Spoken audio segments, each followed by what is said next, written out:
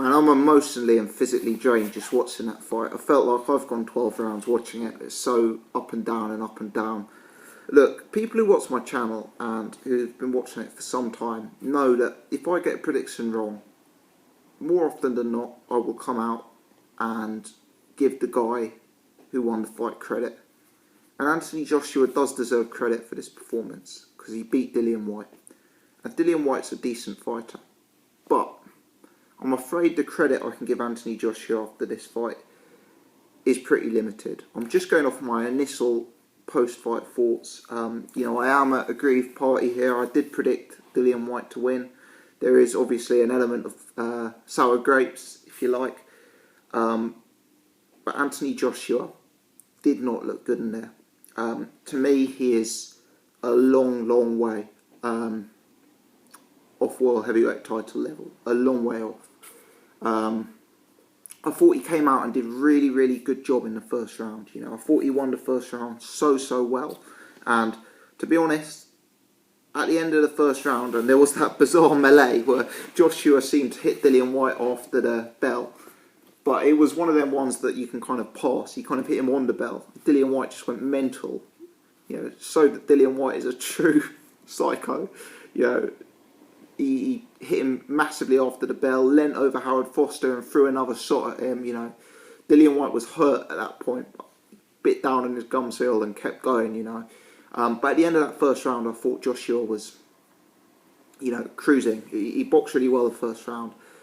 The second round, Dillian was able to land one or two body shots, and instantly the oomph went out of Anthony Joshua. If you re-watch that second round, Anthony Joshua was there for the taking. He was there for the taking. He was on. His legs were gone. He was struggling with the work Dillian was doing. He didn't like the body shots. And the unfortunate thing is, Dillian Whyte was quite poor in this fight. Dillian Whyte's conditioning wasn't up to scratch. Dillian Whyte's jab was poor. It lacked in snap. His movement was quite. He kind of shuffled into range rather than moving dynamically. The truth is that Dillian Whyte did not put in a good performance here. Dillian Whyte had Joshua there for the taking in round 2. And from rounds 3 to 6, this was slow-paced action. This was two heavyweights both of whom were too heavy, both of whom were not fit to fight in a 12-round fight as I see it. Dillian Whyte probably carrying too much fat on him. Anthony Joshua certainly carrying too much muscle.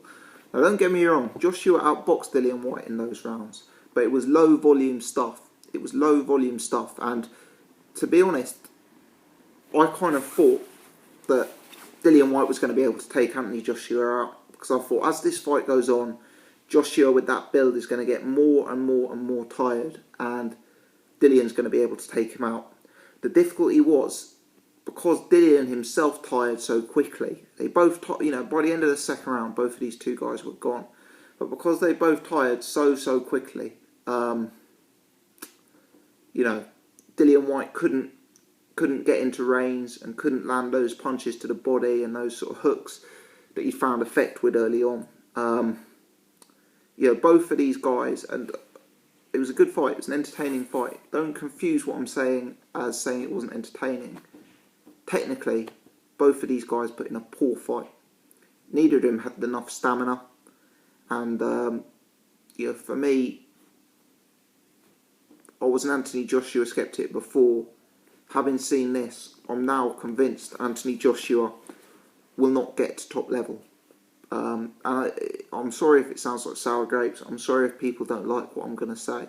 But I'm not always here just to say what the public want to hear. I'm here to say what I genuinely think about the sport of boxing. For me, Anthony Joshua is not going to get to the top level. Imagine if that had been Vladimir Klitschko, Deontay Wilder, Tyson Fury in there during that second round. All Dillian needed to do in the third round was step on the pace, get inside that jab, throw a few more body shots, and I just think it was over. Anthony Joshua was, and Dillian Whyte was just as bad. Don't get me wrong, but Anthony Joshua was like a zombie. He looked very, very stiff, very robotic, very, very heavy-legged. He didn't have anything else to his game. He was outboxing Dillian Whyte, but it wasn't enough. It was not enough. And when somebody could live up to Anthony Joshua's power, I felt there was a bit of panic in his game. And defensively, Anthony Joshua isn't there. I talked about this when I was rewatching his amateur fights. He's not a guy who's calm under fire. He's not a guy who is instinctive when punches are being thrown at him. There's no head movement from Joshua. He's very robotic and stiff. He doesn't lean and bend and give angles. I know Paulie Malignaggi's a welterweight, and it's obviously a strange comparison, but if you look at the angles and the defensive rolling that Paulie was doing earlier, that's the kind of thing that Tyson Fury's doing in the heavyweight division. That's the kind of thing that means you can go 12 round with Vladimir Klitschko. Anthony Joshua just did not have that tonight. He didn't have that one bit. And this descended into an absolute scrap. In the 7th round, Joshua comes out, and he was outboxing Dillian Whyte. He catches Dillian with a shot that catches Dillian right on the top of his temple. It puts Dillian on heavy legs.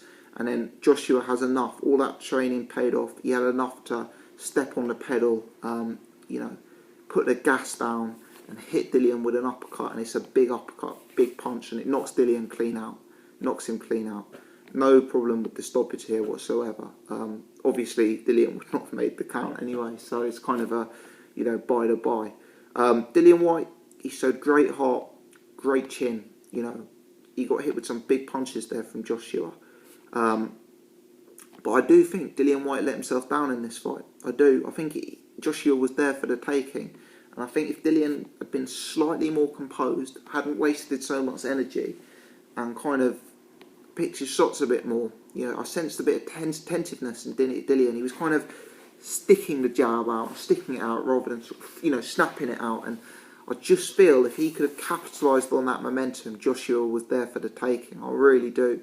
I don't think it was a good performance from Dillian Whyte. And as for Anthony Joshua, he proved he was the better boxer than Dillian Whyte.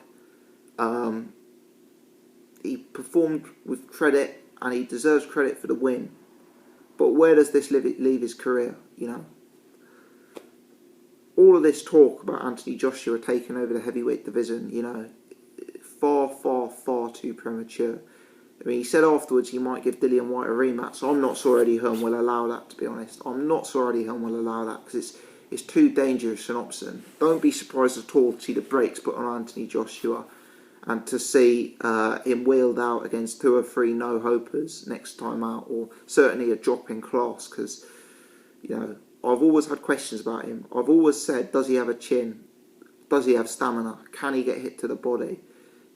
I'm not convinced about how he defensively reacts. I'm not convinced about his ability to take a punch still. I know that sounds strange given the fact he didn't go down, but I just think if he'd been in against a fitter, more experienced guy like Tyson Fury, even though Tyson Fury's not a big puncher, I just think he was there for the taking tonight, Joshua.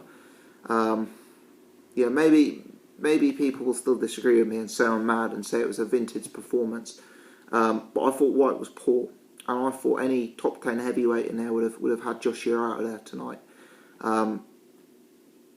The question is, if a fighter can live with Anthony Joshua's power, and that always happens when you come up in class, nobody could take Deontay Wilder's power, and he moves up in class, and Bermane Stiverne takes him 12. No one could take Sergey Kovalev's power. He moves up in class, and Bernard Hopkins takes him 12. Someday someone's going to be able to take Anthony Joshua's power. Somebody out there in that division, be it Derek Chisora, be it Bermane Stiverne, be it Bryant Jennings, be it Tyson Fury. But when that person takes his power, what is he going to do? Because I don't think he's got the stamina or the style to go 12. He's robotic, he's ponderous, he's Frank Bruno-esque. And let me tell you, if David Haye returns in 90% of the condition David Haye was, I just don't think Joshua's going to live with his movement and his ambush. You know how David Hayes on the outside, then he's in front of you and he's bang, bang, bang, and then he's out. I just see him being all wrong for Joshua. You know, I'm going to do another video on this later. Obviously, I've only watched the fight once. You know, I'm high on emotion. My initial thoughts, sometimes I change my mind having slept on it. But yeah, as I say, an entertaining fight, not a great performance from either man. And right now I'm picking a lot of guys to beat Anthony Joshua. Let me know your thoughts. I'm sure this video is going to get a lot of thumbs down, so if you did enjoy my analysis, give me a thumbs up, try and balance it out. Thanks a lot.